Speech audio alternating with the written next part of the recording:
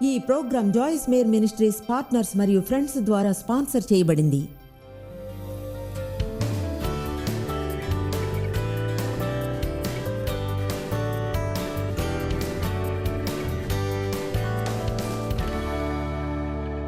కంచె మీద నుంచి దిగే సమయం వచ్చింది.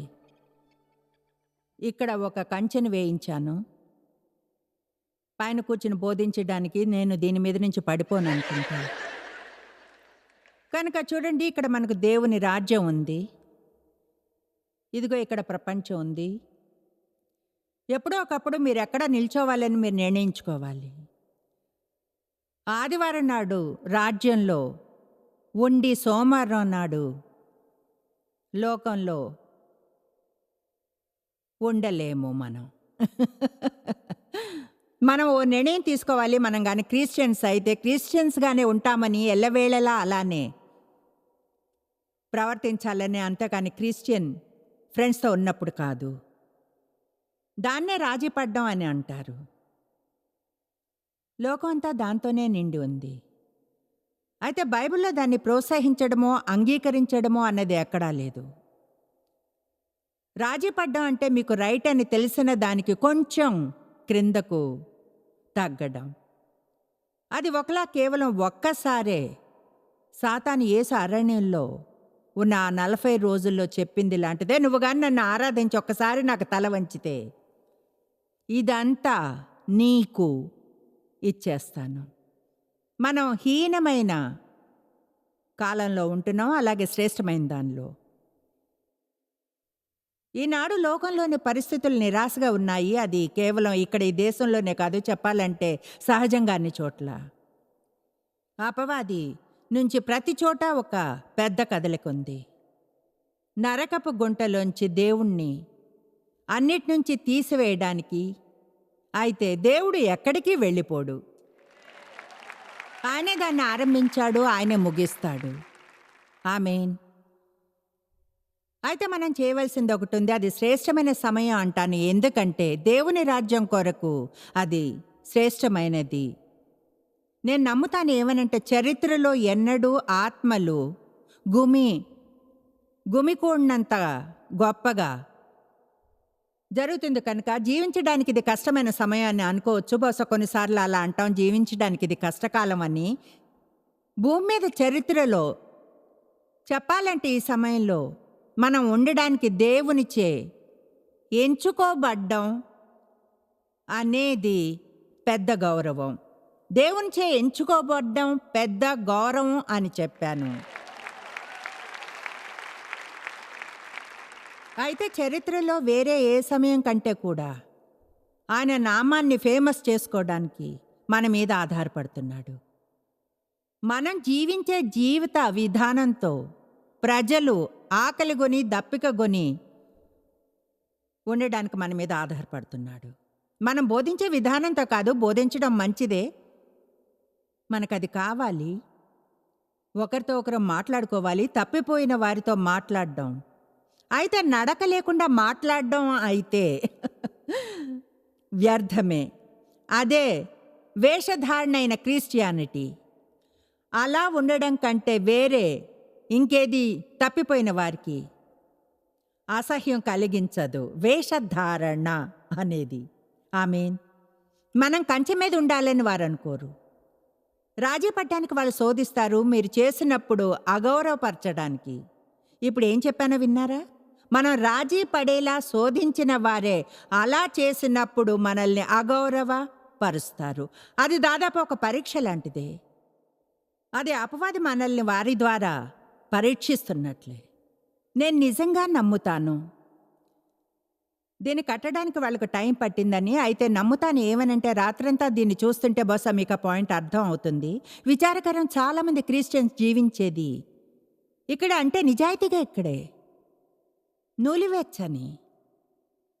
అయితే యేసు అన్నాడు, నేను ఒకటి బాగా వేడిగా అయినా ఉంటాను లేదా బాగా చల్లగా. కానీ మీరేం చేసినా నులివెచ్చగా ఉండకండి. చూడండి, మనకి మంచి కోల్డ్ డ్రింక్ అంటే ఇష్టం, అలాగే మంచి వేడిగా ఉన్న కాఫీ. కానీ ఎవరికీ నచ్చంది. ఇప్పుడు కొంచెం సేపట్లో ఆ వచనాలను చదివి చూపిస్తా. అయితే నిజాయితీగా ఉంటాను. నాకు మాత్రం ఎన్నడూ ధైర్యం చాలేదు దీన్ని చదవడానికి, నోటి నుంచి ఉమ్మి వేస్తాను అంటే ఏమిటో తెలుసుకోవాలన్న ఆసక్తి లేదు. నేను బాగా వేడిగా ఉండాలని తెలుసు. కనుక ఏ వైపునా నేను ఛాన్స్ తీసుకోను. ఎంతమందికి అర్థమైంది నేను ఇక్కడ ఫెన్స్ మీద కూర్చుంటానంటే అన్నప్పుడు ప్రజలు ఒకలా ఫెన్స్ పైన ఉంటారు. వాళ్ళు ఎలా అంటే నరకానికి వెళ్లకుండా కాల్సినంత రక్షణనే పొందారు. నేనే చెప్తాను, అది నిజం. 76లో నేను పరిశుద్ధాత్మతో నింపబడ్డానికి ముందు నా ధార్మిక పడవలో తేలుతూ ఉన్నప్పుడు యేసుని ప్రేమించాను, నిజమే. అయితే పూర్ణ మనస్సుతో ప్రేమించలేదు. ఆయనకు పూర్తిగా సొంతం కాలేదు. పరిశుద్ధాత్మను పొందాను తిరిగి జన్మించినప్పుడు. అయితే ఆయన నన్ను పొందలేదు. ఆదివారం ఉదయం కొంచెం సేపు ఉన్నాడు, అయితే ఎల్లవేళలా లేడు. నేనెప్పుడు చెబుతాను, నరకానికి బయట ఉండడానికి కావలసినంత యేసును పొందానని, విజయంలో నడిచేంతగా కాదు. నేను ఒకవేళ మీరు అలా జీవిస్తూ నేను మీ టీచర్ని అయితే అది నా తప్పు కాదు మీరు అలా ఉంటే. ఎందుకంటే దేవుడు నా మనసులో ఉంచాడని నమ్మిన దాన్ని శ్రేష్టంగా మీతో షేర్ చేసుకుంటున్నాను. ఎల్లవేళ్ళ మీరు వినాలనుకున్నదే కాకుండా, కానీ దేవుడు నా మనసులో ఉంచాడని నమ్మింది. ఎందుకంటే మనం నిరాశ నిండిన కాలంలో జీవిస్తున్నాం. మీరు కానీ ఫెన్స్ మీద ఉంటే నేను వీలైనంతగా ఈరోజు కుడివైపునకు తోస్తాను. అది దేవుని రాజ్యం కనుక. ఆమేన్. ఇప్పుడు మీరు అనవచ్చు, మనం మనసుని గురించి మాట్లాడుతున్నామే. అవును, మనం కొలస్సా 3:1-2ని ఈరోజు పునాది వచనంగా తీసుకుందాం. అది చెప్తుంది, మీరు కానీ క్రీస్తుతో లేపబడిన వారైతే ఎంతమంది తిరిగి జన్మించారు? ఓకే, అంటే మీతో మాట్లాడుతున్నాం. మీరు క్రీస్తుతో కూడా లేపబడిన వారైతే మృతుల్లోంచి ఆయన పునరుద్ధానాన్ని పంచుకుంటూ పైనున్న వాటిని వెదకుడి, నిత్యమైన ధనమును. అక్కడ క్రీస్తు దేవుని కుడిపార్శ్వమున కూర్చుండున్నాడు.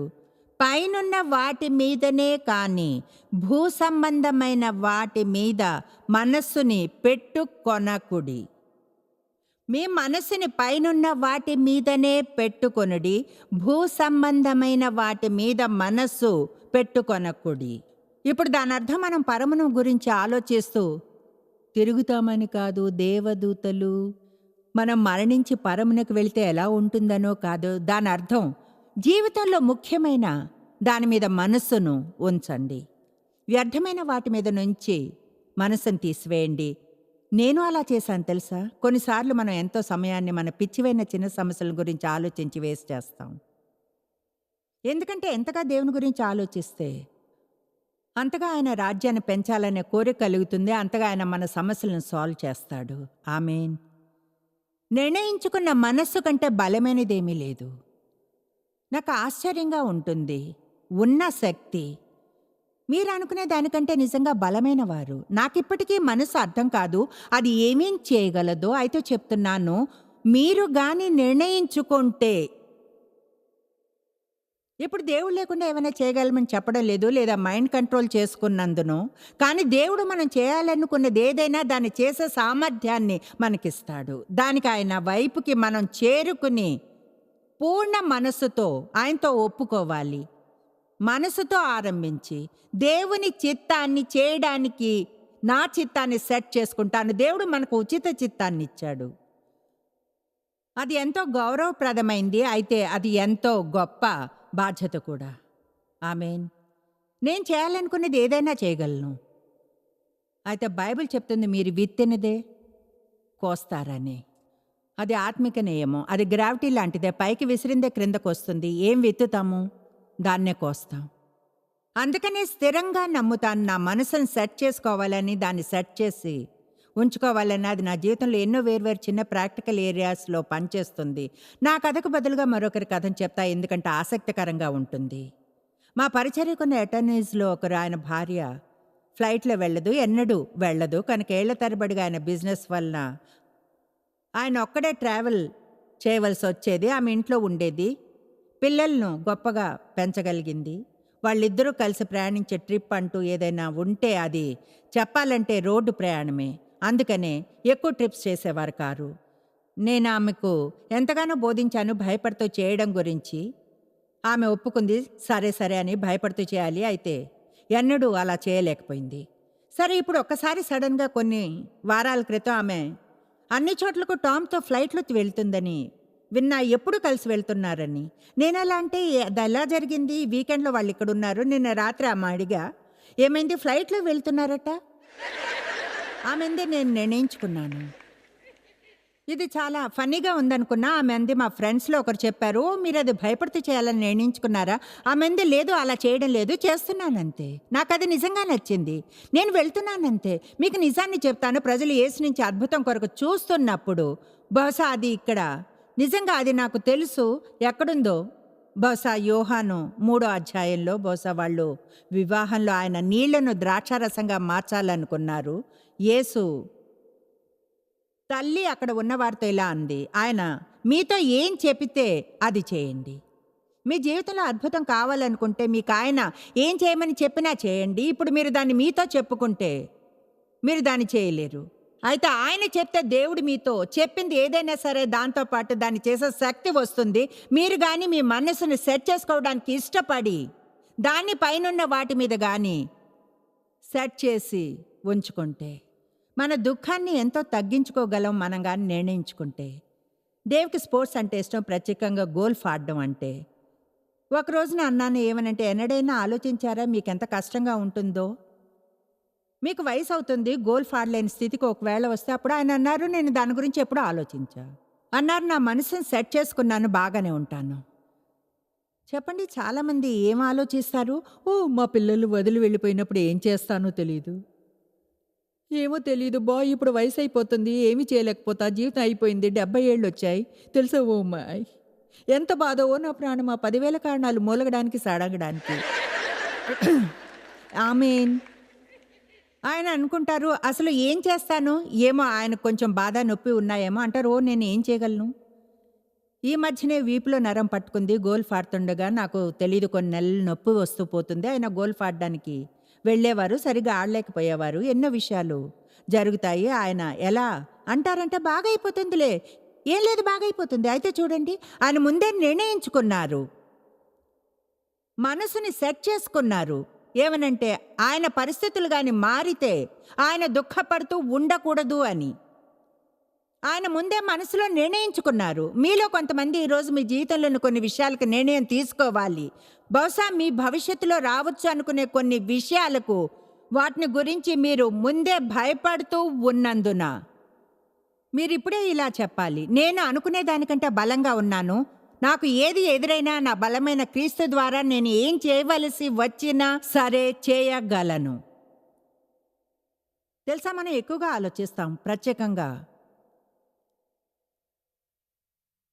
ఒక విషయం గురించి మనందరం నిర్ణయించుకోవాలి. ఈరోజు దీని గురించి ముందే నిర్ణయించుకున్నాను. గత ఏడాది నాతో నేను కొన్ని మీటింగ్స్ పెట్టుకున్నాను. మనందరం అలా చేయాలి. మీతో మీరు మీటింగ్ పెట్టుకోవడానికి కొంత టైంని తీసుకోండి. ఒక అపాయింట్మెంట్ తీసుకుని చెప్పండి, మనసు రా, ఇద్దరం మాట్లాడుకుందాం. లోకంలో జరిగే దాన్ని గురించి ఆలోచించాను. ఎన్నో విషయాలు కొంచెంగా భయపెడుతున్నట్లు ఉన్నాయి. చూడండి, ఓ సమయం వస్తుంది, అప్పుడు ఏం బోధించాలో బోధించకూడదనే రూల్స్ వస్తాయి. ఖచ్చితంగా ఏం జరుగుతుందో తెలియదు. అయితే మన మనసులను ముందుగానే సెట్ చేసుకోవాలి. ఇక్కడ మన ముందు దేవుని సేవించడానికే, మనిషిని కాదని. ఇంకోటి తెలుసా, మీరు త్వరగా తెలుసుకోగలిగేలా ఈరోజు కొన్ని విషయాలను చెప్తాను. అయితే ఏం చెప్తానో తెలుసా, మనకు గవర్నమెంట్ ఏం నమ్మాలో నమ్మకూడదో చెప్పదు, కానీ దేవుడు చెప్తాడు. ఆమేన్. దాని గురించి మనలోని ప్రతి ఒక్కరూ నిర్ణయించుకోవడం మంచిది. గవర్నమెంట్ దేవుడు కాదు, దేవుడు ఒక్కడే దేవుడు. అది ఈ దేశమైనా నాకు అనవసరం, లేదా ఆఫ్రికా అయినా, ఇండియా, యూరోప్, లేదా అది ఏదైనా సరే, దేవుడు దేవుడే. ఏ దేశపు గవర్నమెంట్ దేవుడు కాదు. మనం దానికి తల వంచలేము, దాన్ని మనం ఆరాధించలేము, మన సమస్యలన్నీ పరిష్కరిస్తాయని ఎదురు కూడా చూడలేము. దేవుణ్ణి అది ఎంతగా గాయపరుస్తుందో ఊహించలేను కూడా. మనకు అన్నీ ఇచ్చిన ఆయన్ని మనం మన సమస్యలను సాల్వ్ చేసి కేర్ తీసుకుంటుందని వేరే సంస్థ వద్దకు ఆయన్ని దాటుకుని వెళితే, అందుకని నేను ఏం చేయాలనే దానికి నిర్ణయం తీసుకున్నా, అలాగే మీరు తీసుకుంటారని నమ్ముతున్నా. మీకో ఉద్యోగం ఉండి రోజు మీ బాస్ తన కోసం ఏదైనా అబద్ధం చెప్పమంటే ఏమవుతుంది? నేను నా జాబ్‌ని పోగొట్టుకోలేను. నాకు తెలుసా అందరూ మౌనంగా అయిపోయారు. చూడు, మా ఆవిడ ఫోన్ చేస్తే ఇక్కడ లేను, బయటికెళ్ళానని చెప్పు. అదొక అబద్ధం. బైబిల్ చెప్తుంది మీరు అబద్ధం ఆడకూడదు. ఇది వినోదంగా ఉంటుంది కదా. ఏదైనా దొంగిలించడానికి మీ బాస్ హెల్ప్ చేయమంటే బైబిల్ చెప్తుంది దొంగిలించకూడదు. తెలుసా, మీ మనస్సాక్షికి వ్యతిరేకంగా పాపం చేసే కంటే ఉద్యోగాన్ని వదిలేయడానికి ఇష్టపడండి. రాజీ పడ్డం అంటే అదే. మన మనస్సాక్షికి వ్యతిరేకంగా పాపం చేసినప్పుడు. ఈ కథను చెప్పగా వినే ఉంటారు. అయితే త్వరగా చెప్పి ముగిస్తా. నాకు జాబ్ ఉండేది చాలా చాలా ఏళ్ల క్రితం, గతంలో బహుశా 70లో ఆరంభంలో. అప్పుడు కూడా నేను ధార్మికురాలైన క్రిస్టియన్ అని పిలుచుకునేదాన్ని. కొంతవరకు దేవుడంటే భయం ఉండేది. ఆయన్ని బాధ పెట్టాలనుకోలేదు. ఒక జాబ్ చేస్తున్నాం. మా బాస్, నేను ఒక బుక్ కీపర్ని. మా బాస్ ఎవరో ఒకరికి క్రెడిట్ బ్యాలెన్స్ని 0 చేయమన్నారు. మేము వాళ్ళకి అప్పు ఇవ్వాలని వాళ్ళు మర్చిపోయేలా వాళ్ళు అకౌంట్ కంటే ఎక్కువే పే చేశామని.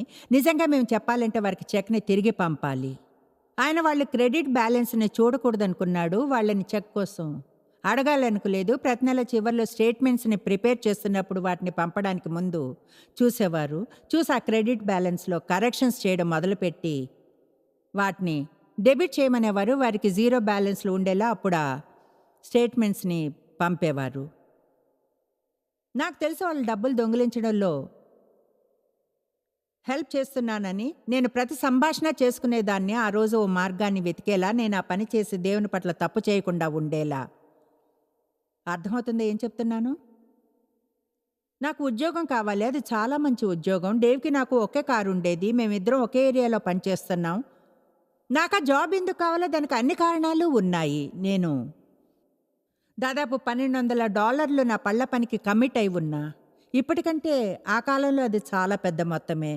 వాళ్ళ పని మధ్యలో ఉన్నారు. నేను దాన్ని ఫినిష్ చేయాలి. దాన్ని పూర్తి చేయడానికి డబ్బు ఉండేది కాదు. ఒకవేళ నేను నా జాబ్ను వదిలేస్తే. ఆ రాత్రి నిద్ర పట్టలేదు. అటు ఇటు తిరుగుతూ ఉన్నాను. చివరికి ఓ నిర్ణయానికి వచ్చాను. నా జాబ్ పోయినా సరే ఆయన్ని ఆ డబ్బుని దొంగిలించనివ్వనని. మీరేం చేయాలో ఆలోచించుకోండి. బహుశా అది నాకు పరీక్ష. ఒకవేళ నేను అందులో పాస్ కాకుండా ఉంటే ఈరోజు ఇక్కడ ఉండేదాన్ని కాదు. నేను ఆలోచించేది అదే. మీకో విషయం చెప్తాను. మీకు ఐడియా కూడా లేదు. దేవుడు మీకోసం ఏం దాచి ఉంచాడో. మీరు ఇప్పుడు కొన్నిటికి తల దించితే అవి మీ అదృష్టాన్ని పూర్తి కాకుండా దూరంగా ఉంచుతాయి. కనుక ఎల్లప్పుడూ దేవునితోనే వెళ్ళాలి, అంతేకాని శరీరంతో కాదు. పరిశుద్ధాత్మ లేకుండా ఉండే అర్థం మరియు వివేచనే శరీరపు మనస్సు. చూడండి, ఎన్నో విషయాలను వివేచించగలం. నేను వివేచించగలను. దేవుడు నేను ఇద్దరం ఇక్కడ పనిచేస్తాం. ఇంకో కారు లేదు. ఈ ఉద్యోగం పోతే కష్టమవుతుంది. అయితే చూడండి, నిజాయితీ లేకుండా దేవుడిని గురించి మాట్లాడడం వ్యర్థమే. ఎందుకంటే ఆయన అదే కనుక. అందుకని చివరికి నేను ఆ నిర్ణయం తీసుకున్నాను. తెలుసా, దేవునితో మీరు కుస్తీ పడుతున్నప్పుడు ఏది రైటో అదే చేయాలని నిర్ణయించుకుంటారు. నాకు తెలుసు, దీంతో ఇక్కడున్న చాలామంది, ఇది గాడ్ టీవీలో లైవ్లోనూ వస్తుంది కనుక ఇది ప్రపంచవ్యాప్తంగా వస్తుంది. నాకు తెలుసు కొంతమంది తమ సమస్యలతో ఇప్పుడు కుస్తీ పడుతున్నారు అని మీ మనసు వివేచిస్తుంది. మరింతగా అలా చేయడం ఎందుకు మంచిది అని. అలా అందరూ చేస్తారే. దేవుడు ఎంతమంది అందరూ అన్నది పట్టించుకోడు. మీతో మాట్లాడుతున్నాడు. ఒకవేళ ఈరోజు భూమి మీద క్రీస్తు కొరకు నిల్చొని ప్రకాశించేవారు మీరొక్కరే అయితే నేను సవాల్ చేస్తున్నాను, ప్రకాశించమని. ఆమేన్. వాళ్ళ వద్ద ఒక చిన్నది ఏదో ఉంది. మీరు అది చేయాలనుకుంటున్నారు, షైన్ అవ్వడం. నేను బోధించేప్పుడు కాదు, కానీ ఈరోజు బోధించిన తర్వాత మీరు కానీ నిర్ణయం తీసుకుంటే, బోధించేప్పుడు కాదు, మీరు కానీ ఎప్పటికంటే ఎక్కువగా యేసు కొరకు షైన్ అవ్వాలని నిర్ణయం తీసుకుంటే, అప్పుడు ప్రకాశించి లోకం తెలుసుకునేలా చేయండి. నేను స్థిరంగా ఉంటాను. ఏమాత్రం రాజీ పడను, నులివెచ్చగా ఉండను, కంచె నుంచి దిగుతున్నాను, నేను షైన్ అవుతాను. మనం లోకానికి వెలుగు కనుక. ఆమేన్. కనుక మా జూయిష్ బాస్ దగ్గరకు రెండో రోజు వెళ్ళి, ఆఫీస్కి చాలా త్వరగా వెళ్ళి ఆయనతో అన్నాను, చూడండి నేను క్రిస్టియన్ని. అది ఆయన్ని ఇంప్రెస్ చేస్తుందని అనలేదు. అయితే అన్నాను, క్రిస్టియన్ని. వణుకుతూ ఉన్నాను, చాలా భయం వేసింది. అన్నాను, ఒక క్రిస్టియన్ని, నేను ఈ జీరో బ్యాలెన్స్ని చేయలేను, ఎందుకంటే దొంగిలించడానికి హెల్ప్ చేస్తున్నట్లుంది. ఇంకా అన్నాను, నాకు తెలుసు మన ఇద్దరి ఆలోచనలు వేరే అని. నేను ఈ పని కానీ చేస్తే నా మనస్సాక్షికి వ్యతిరేకంగా ఉంటుంది, నా జాబ్ను పోగొట్టుకోవాలని లేదు, కానీ ఈ పని చేయలేను. ఆయన కుర్చీలో అటు ఇటు కదిలి కొంచెంగా లేచి అన్నారు, చూడు నీ సీట్కి వెళ్ళి నీ పని చూసుకో. రోజంతా తీసేస్తారని ఎదురు చూస్తూ ఉన్నా. అనుకున్న ఏ క్షణమైనా వచ్చి పొమ్మంటారని. సాయంత్రం అయిపోయింది. ఆయన వచ్చి స్టేట్మెంట్ని టేబుల్ మీద ఉంచి అన్నారు, చెక్ పంపు. ఇప్పుడు వినండి. తర్వాత కొన్నేళ్ళు నాకు ప్రమోషన్ వస్తూనే ఉంది, పైకి పైకి ప్రమోషన్. అయితే వాళ్ళు ప్రమోట్ చేసిన జాబ్కి కావాల్సిన చదువు కానీ క్వాలిఫికేషన్స్ కానీ నాకు లేవు. నేను కంపెనీలో 2వ స్థానంలో ఉన్నాను. నాకంటే ఎక్కువ పవర్ కంపెనీలో ఎవరికీ లేదు, నాకు తప్ప ఆయన తర్వాత. అయితే అందులోని నిజం ఏమిటంటే, నా క్రైస్తత్వాన్ని ఆయన ఒప్పుకోకపోయినా కూడా నన్ను గౌరవించారు, ఎందుకంటే న్యాయం కోసం నిలబడ్డాను కనుక. ఇప్పుడు తర్వాత దానికి ఇంకో వైపున దానికి స్థిరంగా ఉన్నవారు మనకు తెలుసు. ఈరోజు పిలుపునిస్తున్నాను ఏమనంటే, దానికై మీరు నిల్చోవాలి అని.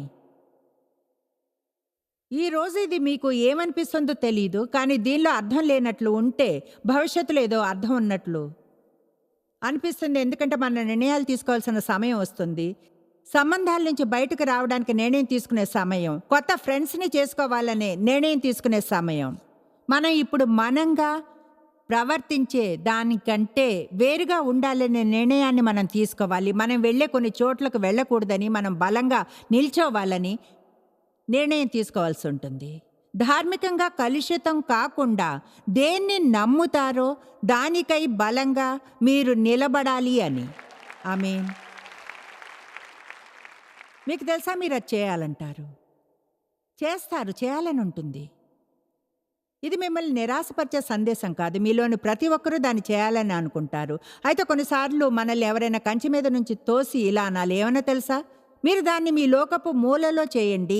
మీరుగా చేయవలసి వచ్చినా సరే, నా అంతటి నేను చేయవలసి వస్తే నేను నా లోకపు మూలల్లో చేస్తా. మీరు దాన్ని మీ ఫ్యామిలీలో చేయాలేమో, ఒంటరిగా ఉన్నామనిపించవచ్చు, మనం చోటంతట్లో ఉన్నాం, కలిసి ఉన్నాం, మనందరం ఒక పెద్ద ఫ్యామిలీ. ఆమేన్. ఒక విషయం చెప్పనా, దేవుని కోసం నాకు ఇబ్బందిగా ఉంటుంది. ఆయన గురించి ప్రజలు మాట్లాడే విధానం, చెప్పే విధానం, ఈనాడు ప్రజలు వాడే భాష, కఠినత్వం. కొన్నిసార్లు దేవుని కాపాడాల్సిన అవసరం ఉందనిపిస్తుంది. నిజమే, అలా అనడం బుద్ధిహీనతే. అయితే అందరికీ ఆ వైఖరి ఉండాలనుకుంటాడు. దేవుని గౌరవాన్ని మనం కాపాడాల్సిన అవసరం ఉంది అని. చూడండి, ఆయన తెలుసా, క్రైస్తత్వం యొక్క గౌరవం లోకంలో అంత గొప్పగా ఏమీ లేదు. అది దేవుని మీద రిఫ్లెక్ట్ అవుతుంది. మనం కంచెని దిగే సమయం వచ్చింది. మనం నిల్చుని ప్రకాశించే, అది బాగా ప్రకాశించగలిగేలా ఉండే సమయం వచ్చింది. మీరే నిర్ణయించుకోండి. రాజీ పడకండి, కంచె నుంచి దిగండి, యేసు కొరకు షైన్ అవ్వండి. దేవుని చిత్తాన్ని చేయడానికి మీ చిత్తాన్ని సెట్ చేసుకోండి. చూడండి, మీకు ఈరోజు ఇంతవరకు హెల్ప్ చేసిన దానికంటే ఎక్కువగా చేయాలని ఉంది. మీరు ఎన్నడూ తెలుసుకోలేనంతగా జాయిస్ మేరీ మినిస్ట్రీస్లో మీరు మాకెంతో ముఖ్యం. మిమ్మల్ని అభినందిస్తున్నాం. మా ప్రపంచవ్యాప్తపు మినిస్ట్రీ సాధ్యం అయ్యేలా చేసే మా ఫ్రెండ్స్ మరియు పార్ట్నర్స్ కి థ్యాంక్స్. అందరం కలిసి ఆకలిగొన్న వారికి భోజనం పెడుతున్నాం, బీదలకు బట్టలు ఇస్తున్నాం, సువార్తను దేశాలకు చాటుతున్నాం. మమ్మల్ని కాంటాక్ట్ చేయండి లేదా joycemery.orgని ఈ రోజే విజిట్ చేయండి. మీ ప్రార్థన విన్నపాలను కొరకు, అలాగే మరిన్ని సాధనాలను గురించి తెలుసుకోండి. జాయిస్ మేరీ షెడ్యూల్ని చూసి భాగస్వామిలో భాగమవ్వండి, క్రీస్తు ప్రేమను ప్రపంచమంతటా పంచుకోవడానికి.